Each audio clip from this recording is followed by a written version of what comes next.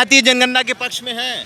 हाँ एकदम है। जातीय जनगणना होना चाहिए। होना चाहिए। जन्मजात नरेंद्र मोदी जी ओबीसी नहीं है, वो जन्म उनका जनरल में हुआ है। जातीय जनगणना होना चाहिए, देश का एक बार एक्सरे होना चाहिए कि कौन किस जाति से है और उसका भारत के राष्ट्रीय एजेंसियों में उसका क्या प्रतिनिधित्व है। राहुल गांधी जातीय जनगणना की बात कर रहे हैं, पूरे देश में जातीय जनगणना होना चाहिए। ये होना चाहिए, बहुत अच्छी बात है। जातीय जनगणना होने से ही मतलब देश का विकास होगा। क्या नाम है आपका? मेरा नाम करुण नंदन पासवान और बिहार यूथ कांग्रेस का प्रदेश उपाध्यक्ष इलेक्टेड। पासवान जी, राहुल गांधी एक बड़ा आरोप लगा रहे हैं मोदी जी पर, कह रहे हैं कि ये जनजाति जनरल कैटेगरी में पैदा हुए हैं, इनकी जाति 2000 में ओबीसी की कैटेगरी में आए हैं, इसीलिए ये नहीं चाहते हैं कि पिछड़े वर्ग के लोग आगे आए। मैं आपको बताना चाहता हूँ, जन नेता राहुल गांधी जी जो बोले वह फैक्ट है, वो डाटा गवर्नमेंट ऑफ इंडिया के पास है। वो जन्मजात नरेंद्र मोदी जी ओबीसी नहीं है, वो जन्म उनका जनरल में हुआ है।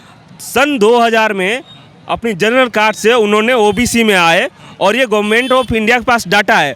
इसीलिए नरेंद्र मोदी वो जो ओबीसी का हक नहीं दिलाना चाहते हैं, जातीय जनगणना नहीं कराना चाहते हैं। अगर ऐसा होता तो यूपीए 2 की सरकार ने जातीय जनगणना कराई थी 2013 में, उसकी रिपोर्ट तब तक सरकार बदल गई, उसकी रिपोर्ट अब तक 10 साल क्यों छुपा रखा है, अभी तक उसको ठंडे बस्ते में क्यों रखा है।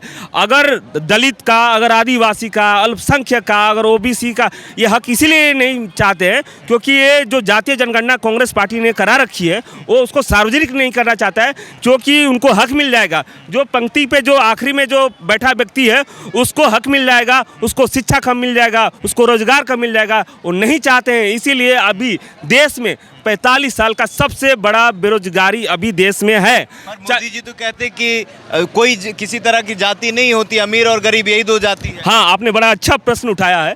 वो सबसे पहले मैं बोलते थे मैं ओबीसी हूँ 2013 तक उन्होंने ये बोल के उन्होंने प्राइम मिनिस्टर बने। अभी सांसद में भी कहा कि इतना बड़ा ओबीसी मुझे कोई दिख नहीं रहा है क्या? हाँ, अभी रिसेंटली में भी वो कहे, लेकिन जब राहुल गांधी जी ने ये सभी लोगों का, देश के जो आखिरी पंक्ति में बैठे लोगों का जब इन्होंने आवाज़ उठाए कि नहीं जातीय जनगणना होना चाहिए, देश का एक बार एक्सरे होना चाहिए कि कौन किस जाति से है और उसका भारत के राष्ट्रीय एजेंसियों में उसका क्या प्रतिनिधित्व है, चाहे वो आपका यूनिवर्सिटी हो, चाहे जेएनयू हो, चाहे दिल्ली यूनिवर्सिटी हो, चाहे आईआईटी हो, चाहे एम्स हो, चाहे आईआईएम हो, उसमें हर एक वर्ग का क्या प्रतिनिधित्व है। चाहे हमारा सेंटर में जो सेक्रेटरी हो, चाहे प्रिंसिपल सेक्रेटरी है, उसका उसमें क्या प्रतिनिधित्व है। इसलिए जातीय जनगणना कराना आवश्यक है। और जो सुप्रीम कोर्ट, और मैं तो अब कहता हूँ बीजेपी ने जो 50% का जो एक आरक्षण का जो एक कट ऑफ तैयार कर रखा है उसको तोड़ेंगे। राहुल गांधी जी ने अपना प्रॉमिस कर दिए कि मैं 2024 में सत्ता में आऊंगा तो सबसे पहले ये आरक्षण का 50% का कोटा में तोड़ूंगा। जातीय जनगणना हाँ, और स्तर पर कराएंगे, केंद्रीय स्तर पे एक जातीय जनगणना होगा, एक हमारे पास डाटा होगा जिससे हमारे नीति बनाने में और हमारे पॉलिसी बनाने में और आसानी होगी, जिससे हम सभी वर्गों का, सभी गरीब, सभी वर्ग, सभी जाति का उसमें कल्याण हो। उसके लिए ओबीसी हो चाहे हर एक जातियाँ हो, उसके लिए जातीय जनगणना जरूरी है। क्या नाम है आपका? तुषार ठाकुर। खुशहाल जी, आपके नेता बड़ा आरोप लगा रहे हैं मोदी जी पर, कह रहे हैं कि मोदी जी तो जन्म से जनरल कैटेगरी में पैदा हुए हैं और अभी ओबीसी 2000 साल में ओबीसी की कैटेगरी में आए हैं, तो इसीलिए वो नहीं चाहते हैं कि पिछड़े वर्ग के लोग जो हैं वो आगे आए। देखिए, सबसे पहली बात तो है ओबीसी वर्ग की मैं करूंगा। ओबीसी वर्ग इस देश में सबसे ठगा हुआ समाज मैं समझ रहा हूं जनगणना के मामले में। जातिगत जनगणना इनकी आज तक नहीं हुई, जिसमें ओबीसी को हमेशा कहीं ना कहीं ढकेल दिया जाता है क्योंकि उसमें बहुत सारे लोग जनजाति के लोग, बहुत सारे जाति के लोग आते हैं, उनको कहीं ना कहीं पर ढकेल जाता है। लेकिन ओबीसी की सही जनगणना आज दिनांक तक नहीं हुई है और यूपीए गवर्नमेंट ने जब करवाई थी तो एनडीए ने उसका आज तक सामने नहीं लाया बातों को, जिसके वजह से, क्योंकि सबसे ज़्यादा डर जो है ये जो हिंदूकरण की जो राजनीति जो आज हमारी मोदी सरकार कर रही है, उनको खौफ है कि इनको अपना अस्तित्व पता चल जाएगा ओबीसीओं को, इसलिए वो आज तक उस बात को डार्क में रखे हुए हैं और इसी वजह से वो अपने आप को अब ओबीसी बता रहे हैं। बिल्कुल हमारे नेता का सही आरोप है, क्योंकि इसका जीता जागता एग्जाम्पल मेरे खुद के लोकसभा से आता है। उत्तर बस्तर कांकेर के लोकसभा में हमारी लोकसभा की जो सीट थी कांग्रेस की, मैं 3000 वोटों से हारी हैं। वहाँ 15,000 बाहुल्य में आपके ओबीसी वोटर है, साहू वोटर है। उनके बीच नरेंद्र मोदी आकर कहते हैं कि मैं गुजरात का तेली हूँ। उनके बीच आके कहते हैं चुनाव से ठीक पहले कि मैं गुजरात का तेली हूँ, जिसके वजह से हमारे एक वेल कैंडिडेट ब्रजेश ठाकुर जी वो 3,000 वोटों से चुनाव हार गए। तो ये आज की जो सरकार है भैया, ये कभी ओबीसी बनेगी, कभी जनरल बनेगी, कभी मोदी जी ये भी ना बोल दे कि वो आदिवासी है। मोदी जी कभी ये भी ना बोल दे कि मैं आदिवासी हूँ। मोदी जी तो खुद को ओबीसी कह रहे हैं ना, उन्होंने संसद में कहा है कि इतना बड़ा ओबीसी नहीं दिखता है क्या? तो मोदी जी, राहुल जी को ओबीसी प्रधानमंत्री नहीं दिख रहा है? ओबीसी प्रधानमंत्री नहीं, मैंने कहा ना, जरूरत के हिसाब से सरकार अपना जात धर्म सब चेंज कर लेगी। आप देखिए आगे आगे होता क्या है। जब तक एनडीए सरकार रहेगी यही होगा आगे। आप खुद बताइए, इसका जो डाटा है ये भारत गवर्नमेंट के पास में है, सारी डॉक्यूमेंट्स है। इनकी पहले शिक्षा में भी सवाल उठा था, अब जाति पे भी सवाल उठा। देश के प्रधानमंत्री का क्या ये वो होना चाहिए कि उनके हर चीज़ में सवालिया निशान उठ रहा है?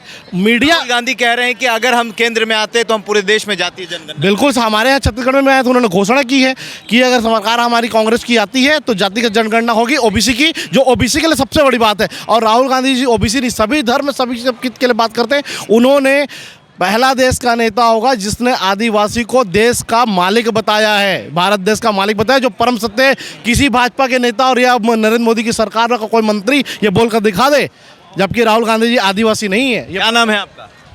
मेरा नाम कुबेर मीना है, मैं राजस्थान से पिलोदा गांव से बिलोंग करता हूं। मीना जी, आपके नेता कह रहे हैं कि अगर हम सरकार में आए तो हम पूरे देश में जातीय जनगणना कराएंगे और जो आरक्षण का जो दायरा है उसको हम बढ़वाएंगे।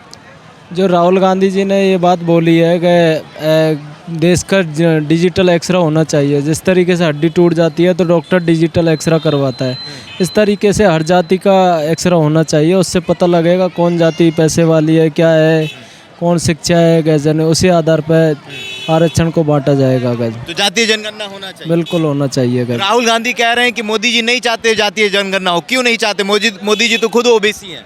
वो चाहते नहीं है जाति जनगणना हो, उससे पता लग जाएगा गैजन है। क्या मोदी जी जातीय जनगणना कराएंगे? क्योंकि वो खुद को ओबीसी कहते हैं, वो कहते हैं कि मैं पिछड़ों का बेटा हूं, और वो उन्होंने संसद में भी कहा है कि इतना बड़ा ओबीसी नहीं दिखता है क्या? देखिए, ये बस एक प्रोपेगेंडा है। हाँ। वो दिखाने के लिए, वो जैसे हाथी के दिखाने वाले दांत है कुछ और खाने के दांत है कुछ और।